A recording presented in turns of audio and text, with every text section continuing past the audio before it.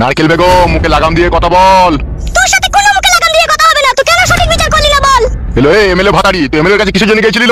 বাবা না নিয়ে ওয়া দোস। তাই দে বাপ তাই দে, তোর বাপের মেরে গায় ভেঙে দে। আদা লেওড়া চুদু, এক লাতে মেরে দেবো তোকে। ও তো ঠিক কথাই বলছিস রে, গাল কালানির বেটা। তুই আবার তুই এক লাতে মেরে দিবি। একবার মেরে দে, 1 লাখ দে, তুই পা দুটোকে যদি না কেটে আমি পায়ে ছাড়ে বড় হাত কেটে দেব বায়া। ইনশাআল্লাহ যেমন এখান কি কইছি তেমন ও শালো কইছি। শালো মারাছিস, শালো বলি কাকে গাল দিছিস তুই?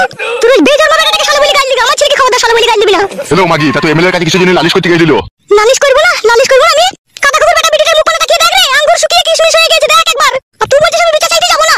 যে বেশাকে যে সিরিয়ালকে নিয়ে এসে তাকে ঘরে লাদ দিয়ে গ্রাম থেকে কাটা ভরে আমি, তবে আমার নাম নারকেল বেগম। তাহলে তো আমার কথা শুনবি না। বাল কইতে তোর কথা শুনবো না কি? তুই তো গাড়ি করছিস কেন স্বামীকে? বালের স্বামীরা তো আমার বাল মুখো। মারবো পাটিকে কোনি আবার। গায়ে হাত দেখ পাটা, তোর হাত ভেঙে দিব। মংমানি মাগিকে কি মেরে দিব? ও বাবা, ও কথা কই বেটা চুল ছিড়ে গেল রে। মাং মারানি হ্যাবলা চুদি মারলি, আমার কথা শুনবি না তুই? ও মা গো, ও মা গো, ওরে বাবা রে, মরে গেলাম। আব্বা এটা কি দারুণ অন্যায় হইছে? কোন অন্যায় হয়নি, কাই মেরে ফেলবো। ও মা গো, উড়ি পারে গেল উড়ি উড়ি। হিন্দু কান কে আমার কথা শুনবি না? নানিকে মানে ধরমে ধরমে ও মারিয়া মারে বড় গান মাঝে আমার কথা শুনলি কেন? মাকে ছিলি কইতে বল খানকি আজ যাবি, বল খানকি। ছাড়ো লাগি গো। চুল ছিড়ে গেল চুল ছিড়ে গেল, আলাদা করে চুল ছিড়ে গেল রে। বল শুধু শুরু করবো মংমানি মাগি। ছাড়ো মরে গেল লো।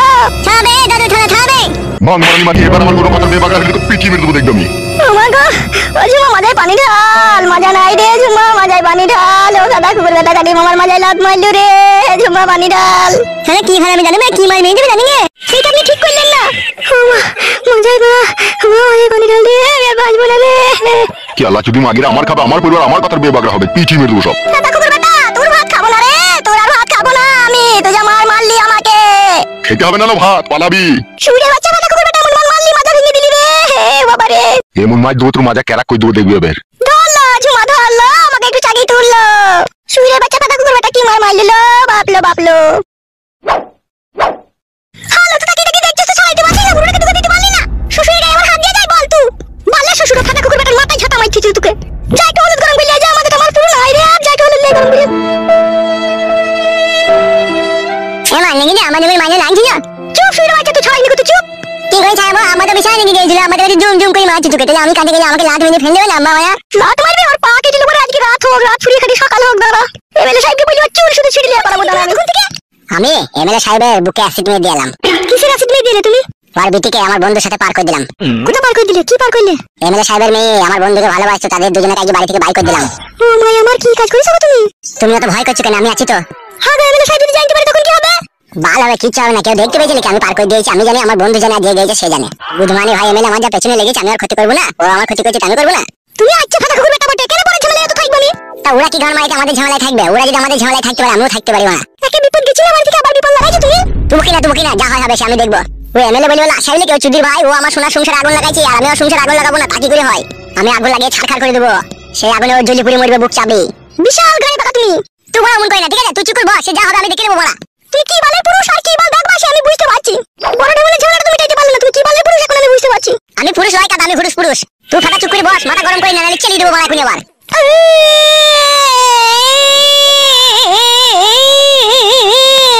এ চুপ রে বড়া। বাল মুখে তো আমার সামনে কোনোদিন আমাকে গরম দেখে কথা বলেনি, কোনোদিন মারবো বলেনি, আর ওখানে বলছে মারবো। আমি শেষ আমি লয় বড়া, আমি গরম দেখাই ভালোবাসি, চুপ। আগে জানলে আমি আসতো না, তুমি এরকম ছেলে জানলে বলে। শোনাবো শোনাবো, মন খারাপ করো না, আর কোনোদিনও গরম দেখাবো না, শোনা তাকাও।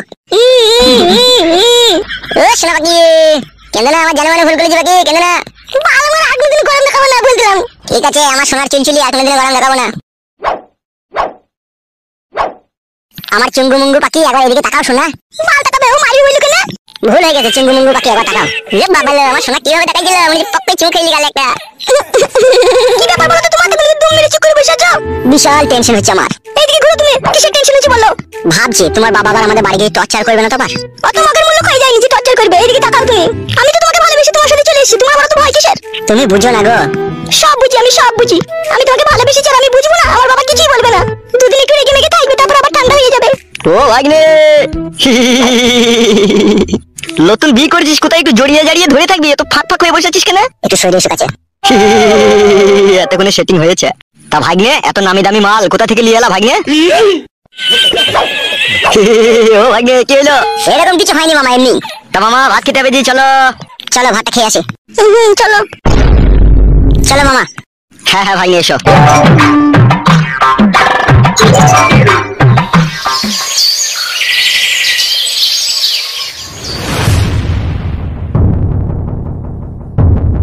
আরে এইভাবে যে মেয়েটা ঘর ছেড়ে পালিয়ে গেল, তো মা হয়ে কিছুই বুঝতে পারলি না?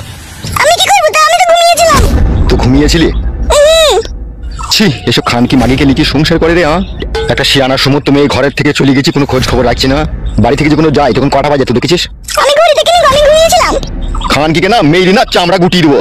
আমি একটা এমএলএ, আমার সব জায়গায় মান সম্মান রয়েছে, আর আমার মেয়ে ঘর থেকে পালিয়ে গেল, আমি লোকের সামনে মুখ দেখাবো কি করিল? তা আমি কি করবো, আমাকে কেন বলছি তুমি?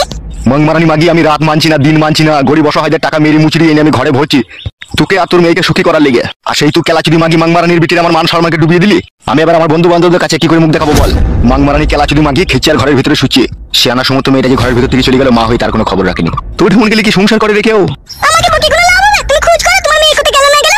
কোথা খুঁজতে যাবো লয় মাগি, কোথা খুঁজতে যাবো আমি? কোন শালা হারামি ছেলে জেলি গেল তাকেও তো চিনি না আমি। তুই কি জানিলে কি কে লিগেছে না লিগেছে?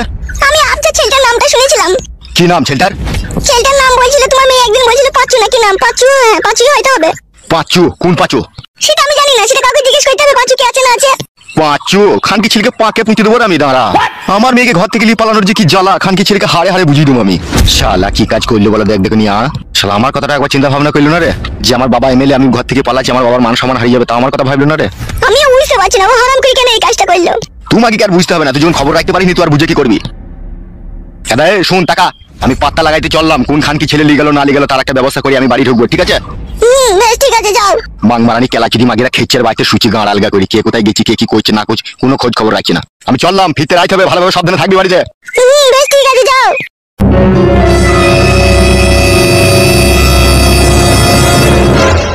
ছুরিটাই বা কোথায় গেল? ছুরিটাই বা কেন এই কাজ করলো?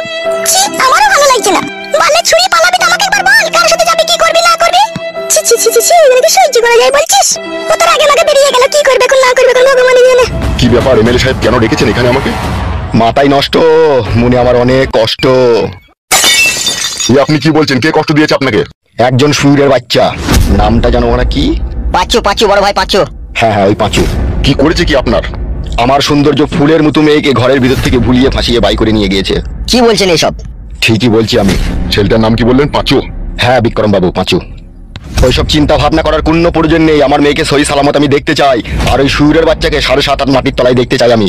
এসব কি বলছেন? আমি একজন পুলিশ অফিসার হয়ে আমি মার্ডার করব? শুনেন ওসি সাহেব, আইনের চোখ কালো কাপড় দিয়ে বন্ধ করা থাকে, তা শুধু গরিব অসহায় নর্মাল ব্যক্তিদের জন্য, যে আইন সবার জন্য সমান। কিন্তু আইন সবার জন্য সমান নয়। আমার কাছে পাওয়ার আছে, আমার কাছে টাকা আছে, আমার জন্য আমার আইন আমার কাছে পার্সোনাল, তাই আমি যা বলবো তাই করতে হবে।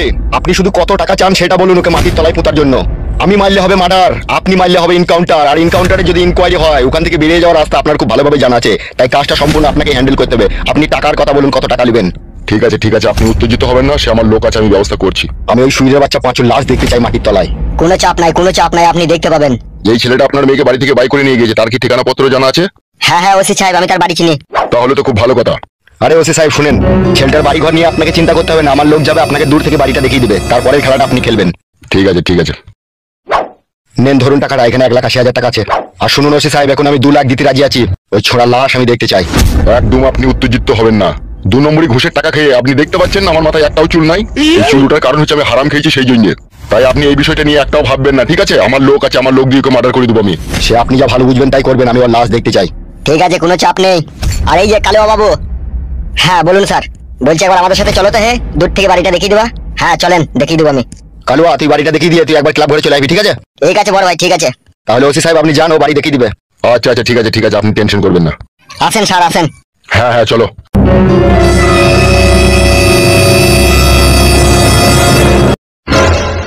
বড় ভাই। হ্যাঁ বল। আপনার মেয়েকে যে ঘর থেকে নিয়ে গেছে, অত বন্ধু বান্ধব আছে পাঁচুর, তাদেরকে তো একবার জিজ্ঞেস করলে হতো নাকি কোথায় গেছে না গেছে। কথাটা তো মন্দ বলিসনি। আপনার মেয়েকে ঘর থেকে নিয়ে পালিয়ে যাওয়ার হিম্মত যে ছেলের হবে না, নিশ্চয়ই এর মাঝে কোনো গুড় মধু আছে, কেউ হয়তো সাহস দিয়েছে। কি বলছিস এসব তুই? ঠিকই বলছি, এই বিষয়টা আমাদের একটু ভাবা দরকার। অফিসার আগে কি করে আগে দেখ, তারপরে সব ভাববো। ঠিক আছে বড় ভাই, ক্লাবে চলো। হ্যাঁ চো হাঁট।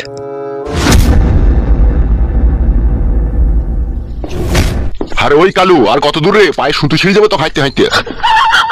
চলে এসেছি স্যার, আর হাঁটতে হবে না। ওই যে সামনে বাড়িটা দেখা যাচ্ছে, ওই বাড়িটা। কোন বাড়িটা? ওই দেখেন ওই বাড়িটা। কোনটা রে বড়া? ওই তো বড়া লাল অ্যালবাসটা লাগানো আছে ওই বাড়িটা। হ্যাঁ পেয়েছি দেখতে। তাহলে আপনি যান স্যার, যা বলার বলুন গিয়ে। বেশ ঠিক আছে, তুই যা।